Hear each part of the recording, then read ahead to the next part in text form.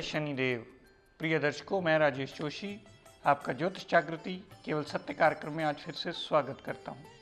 प्रिय दर्शकों, जैसा कि आप जानते हैं, हमारी चर्चा आजकल चल पड़ी है बृहस्पति देवता और राहु देवता के चंडाल योग को लेकर। कल मेरी कोशिश रही कि मैं इसकी विस्तृत जानकारी आपको दे पाऊँ मेष लगन की कुंडली में। आप में से बहुत सारे लोगों के फ़ोन कॉल्स आए, आपने सराहा। आइए इसी श्रृंखला को आगे कंटिन्यू करता है।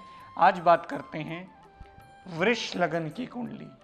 ये वृष लगन की कुंडली इसलिए बनी क्योंकि लगन में ही 2 नंबर लिखा है। 2 नंबर वृष राशि होती है जिसके स्वामी शुक्राचार्य दानव गुरु माने जाते हैं। दानव गुरु ने बृहस्पति देव को क्या दिया?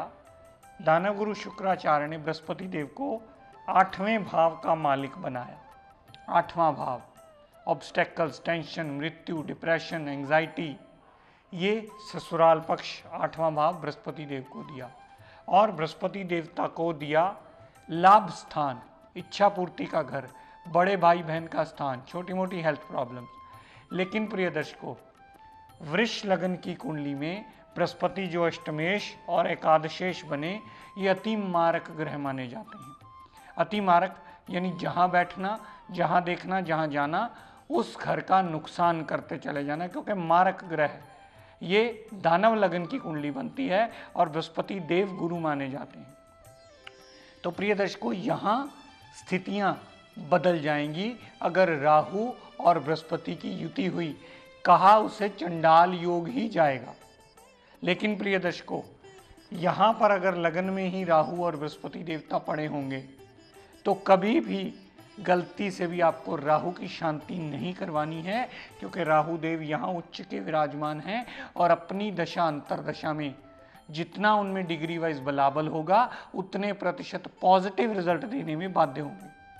लेकिन इससे उल्टा प्रिय दर्शकों, बृहस्पति देव इस लगन कुंडली में अति मारक ग्रह हैं। उनमें जितना डिग्री वाइज बलाबल होगा उतने प्रतिशत कष्ट देते मिलेंगे अपनी दशा अंतरदशा में। और आपको किसी ने कह दिया आपका चंडाल योग है, आप राहु की शांति करवा लो, तो ये बात कभी शास्त्र सम्मत नहीं होगी। यहाँ पर आपको बृहस्पति देवता की शांति करवानी होगी, जो कि कुंडली का अष्टमेश है और एकादशेश है। यहाँ पर बृहस्पति देवता की शांति करवाकर राहु को आप बाध्य कर सकते हैं और ज़्यादा अच्छा रिजल्ट लेने के लिए। योग तो प्रिय दर्शकों वही है, लेकिन लगन कुंडली और प्लेसमेंट के बदलने से उसका सारा प्रभाव बदल जाएगा और आपको किस ग्रह की शांति करवानी है इसका निर्णय भी आपको लगन कुंडली और प्लेसमेंट देखकर ही करना होगा। प्रिय दर्शकों, यही युति अगर कुंडली के दूसरे भाव में पड़ी हो, राहु देव और बृहस्पति देवता मिथुन राशि के कुंडली के दूसरे भाव में पड़े हैं। मिथुन राशि में भी राहु देवता को उच्च का कहा जाता है और बृहस्पति इस लगन कुंडली में अति मारक हैं। अगर ये योग दूसरे भाव में भी बना होगा तो यहाँ पर भी शांति सदैव आपको बृहस्पति देवता की ही करवानी होगी, क्योंकि बृहस्पति देव मारक ग्रह है। वो जितना इम्पैक्ट राहु पर डालेगा, राहु के अच्छे फलों में कमी लाने में बाध्य होगा। दर्शकों, आइए आगे बढ़ते हैं। बात करते हैं चौथे भाव की। अगर चौथे भाव में बृहस्पति देवता और राहु देव विराजमान होंगे, राहु देव सूरज देवता के घर में आ गए हैं, बृहस्पति देव पहले ही इस कुंडली के मारक ग्रह हैं, ऐसे जातक का चंडाल योग बहुत ज़्यादा खतरनाक रूप लेता है। ऐसा चंडाल योग बहुत ज़्यादा खराब करता है, चाहे राहु की दशा अंतरदशा चले, चाहे बृहस्पति देव की दशा अंतरदशा चले, क्योंकि राहु भी अपने अति शत्रु के घर में चला गया है और बृहस्पति पहले ही इस कुंडली में मारक ग्रह है। तो दोनों की ही दशांतरा आपको सदैव कष्ट देती मिलेगी। अगर आपका मकान बनने वाला है, गाड़ी लेने वाली है, भूमि लेने वाली है, कुछ भी लेने वाला हुआ, फाइनल चीज़ की परचेजिंग करने वाली हुई ऐसी चीज़, तो वो सदैव दिक्कत परेशानियां ही उनमें देते मिलेंगे। जब तक आप उनकी शांति नहीं करवाएंगे, आपका चौथा भाव पूर्णतः पीड़ित रहेगा। सब चीज़ों के होने के बावजूद भी आप सुख की अनुभूति नहीं कर पाएंगे, क्योंकि चौथा भाव सुख स्थान भी माना जाता है। तो चौथे भाव पर इन दोनों का विराजमान होना अशुभ योग बनता है और यहाँ दोनों की शांति करवा के ही आप अपने सुखों को भोग सकते हैं। दर्शकों, मान लीजिए अगर यही युति कुंडली के पंचम भाव में बनी हो, पंचम भाव अगर राहु देवता और बृहस्पति देव पंचम भाव में पड़े होंगे तो राहु देव अपने अति मित्र बुध देव की मूल त्रिकोण राशि में आ गए हैं और बृहस्पति देव जो इस लगन कुंडली के एक मारक ग्रह बने हैं वो भी इस कुंडली के पंचम भाव में आ गए। तो यहाँ भी आपको गलती ये कभी नहीं करनी है कि आप राहु की शांति करवाओ। यहाँ पंचम भाव में अगर राहु बृहस्पति आएंगे तो सदैव आपको शांति बृहस्पति देवता की करवानी होगी, ताकि राहु अपनी दशांतरा में जितना उसमें डिग्री वाइज बलाबल है उतने प्रतिशत अच्छा फल देने में सक्षम हो पाए। क्योंकि यहाँ पर चंडाल योग तो वही कहा जाएगा, लेकिन यहाँ राहु बृहस्पति को खराब नहीं करेगा, बृहस्पति उल्टा राहु देव को खराब करेगा, जिसकी वजह से आपको बृहस्पति देव की शांति करवानी होगी। दर्शकों, आइए आगे बढ़ते हैं, बात करते हैं सप्तम भाव की। अब बहुत सारे लोग हमसे नए भी जुड़े हैं, वो बात तीसरे, छठे, आठवें, 12वें भाव की करते हैं। तो ऐसी युतियाँ अगर तीसरे, छठे, आठवें, 12वें भाव में पड़ी हों तो वो सदैव खराब सिद्ध होती हैं। आपके पहली दूसरी बार आपको ये बात ना समझ में आए तो अपने आसपास किसी विद्वान की मदद लीजिए और ये जानिए कि आपका कौन सा ग्रह आपको शांति करवाने के लायक बनता है और दूसरे ग्रह से आप पॉजिटिव रिजल्ट ले सकते हैं। दर्शकों, बात करते हैं इस युति की। अगर यही युति कुंडली के सप्तम भाव में पड़ी हो, सप्तम भाव आपका दाम्पत्य सुख का भाव, सप्तम भाव पार्टनरशिप का भाव, सप्तम भाव डेली वेजेस का भाव। प्रिय दर्शकों, अगर सप्तम भाव में ये युति बनी होगी तो ये युति बहुत ज़्यादा भयंकर रूप लेके बहुत ज़्यादा दिक्कत परेशानियों का योग खड़ा करेगी। न तो पार्टनरशिप कभी कामयाबी में होने वाली है, ना ही कभी दाम्पत्य सुख पूर्ण मिलने वाला है, और ना ही डेली वेजेस आपका स्मूथली कभी चलने वाला है। इन दोनों की शांति करवाएंगे तभी इन चीज़ों से फारिग होकर के आप अपना जीवन जीने लायक बना सकते हैं। अब प्रिय दर्शकों, देखिए, लगन कुंडली तो वही है, लेकिन ग्रहों की प्लेसमेंट के बदलने की वजह से, क्योंकि स्कॉर्पियो राशि में राहु देव भी नीच के हो जाते हैं और बृहस्पति अष्टमेश होकर सप्तम भाव में आए, यहाँ पर दोनों की शांति होगी तभी वो सप्तम भाव को फारिग करके आपका जीवन जीने लायक बनाएंगे। स्थितियां बदल जाती हैं प्रिय दर्शकों, चाहे सेम लगन कुंडली हो, लेकिन ग्रह के भाव की प्लेसमेंट के हिसाब से आपको ये सोचना होगा कि आपको शांति किस ग्रह की करवानी। दर्शकों, यही युति अगर बृहस्पति और राहु देवता की कुंडली के नवम भाव में पड़े हों, दशम राशि में पड़े हों, नवम भाव में पड़े होने से राहु देव अपने अति मित्र शनिदेव के घर में आ गए हैं और बृहस्पति देव एक तो मारक ग्रह हैं, ऊपर से नीच अवस्था के हो गए हैं। तो यहाँ पर भी आपको कभी भी गलती से अगर ये चंडाल योग बना है तो राहु की शांति नहीं करवानी है, क्योंकि राहु अपनी दशांतरा में सदैव आपको पॉजिटिव फल देने वाला है, क्योंकि वो कुंडली के मूल त्रिकोण भाव में बैठा है और अपने अति मित्र के घर में आया है। यहाँ भी शांति सदैव हर बार आपको बृहस्पति देव की करवानी होगी, जो इस लगन कुंडली में अति मारक ग्रह बन गया। तो स्थिति फिर बदल गई, क्योंकि नवम भाव शनिदेव का भाव माना जाता है। इस लगन कुंडली में राहु मित्र के घर में आ गया, बृहस्पति शत्रु के घर में भी आ गया और नीच अवस्था में भी हो गया, और कुंडली का मारक ग्रह भी है। तो यहाँ पर स्थिति बृहस्पति की शांति करवा करके राहु को पॉजिटिव रिजल्ट देने में राहु देव को बाध्य कर सकती।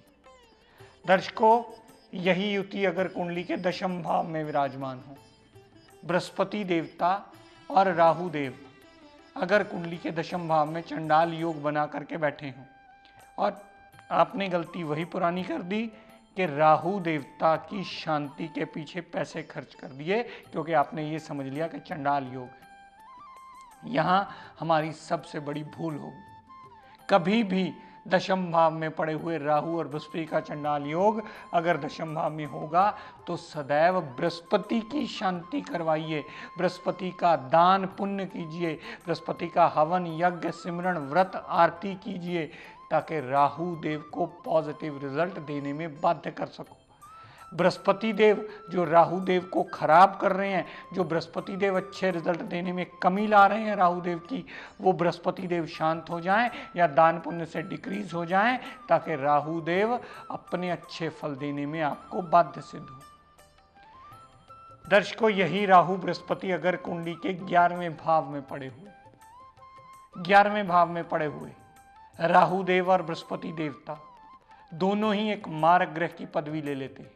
यहां पर भी आपको सदैव बृहस्पति की शांति भी करवानी होगी, राहु देवता की शांति भी करवानी होगी, क्योंकि यहां पर भी चंडाल योग पूर्ण रूप से माना जाएगा। और ये चंडाल योग जब तक आप शांत नहीं करवाएंगे, आपका धन का आगमन भी रुकता रहेगा, बड़े भाई बहन से कलह क्लेश भी मचेगा, आपकी हेल्थ में प्रॉब्लम्स भी आएंगी। यहाँ से जितनी चंडाल योग ने दृष्टि डाली पंचम भाव पर, तो पंचम भाव पर डाली हुई दृष्टि चंडाल योग की सदैव अशुभता के फल देगी। जातक को मेंटली डिस्टर्ब करेगी, जातक के संतान को कष्ट होगा, जातक का संतान से कष्ट होगा, लव रोमांस में नाकामयाबी होगी, अनसर्टेन लॉस होने का योग बनता है। यहाँ पर बृहस्पति देव की और राहु देव की पंचम भाव पर डाली हुई दृष्टि पंचम भाव रिगार्डिंग भी टोटली आपको अशुभता के फल देगी। और यहाँ भी जब तक आप इन दोनों ग्रहों की शांति का, चंडाल योग की शांति का हवन पूजन नहीं करवा लेंगे, तब तक दोनों ग्रहों की दशाएं ही आपको सदैव कष्टकारी निकलेंगी, प्रॉब्लम्स देती हुई ही निकलेंगी।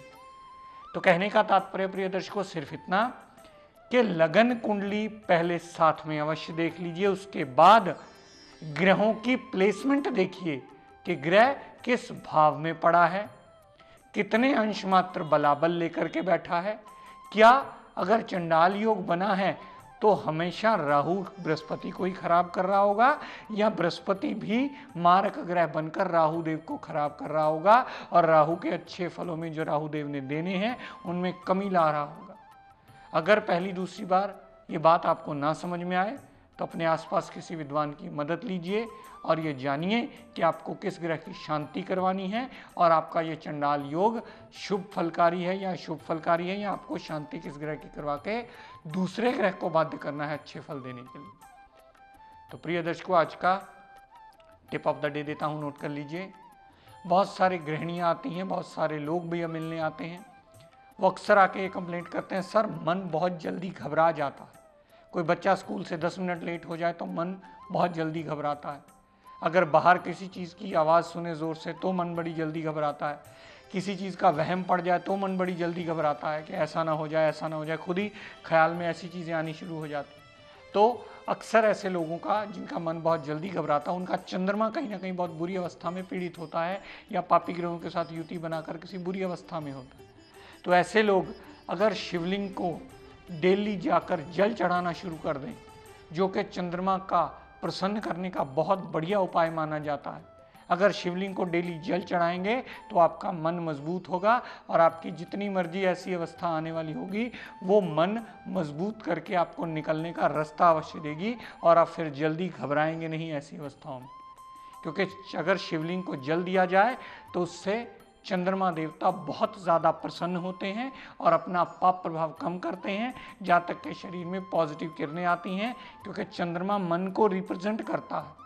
अगर किसी का मन वैसे भी कमज़ोर हो, डिसीजन मेकिंग में कमी आ रहा हो, पढ़ा लिखा याद ना रहता हो, तो वो भी जातक शिवलिंग पर जाकर जल चढ़ाए, उससे ज़रूर लाभ मिलेगा। और ये चंद्रमा का सबसे आसान और सबसे बेस्ट उपाय माना जाता है और इसे कोई भी कर सकता है। अगर चंद्रमा योग कारक है तो वो और शुभता में बढ़ोतरी करेगा, अगर चंद्रमा मारक है तो वो अपने अशुभ प्रभाव को डिक्रीज करके उसके आगे किया हुआ, शिवलिंग के आगे किया हुआ नमन आपको बचने का रास्ता अवश्य देगा।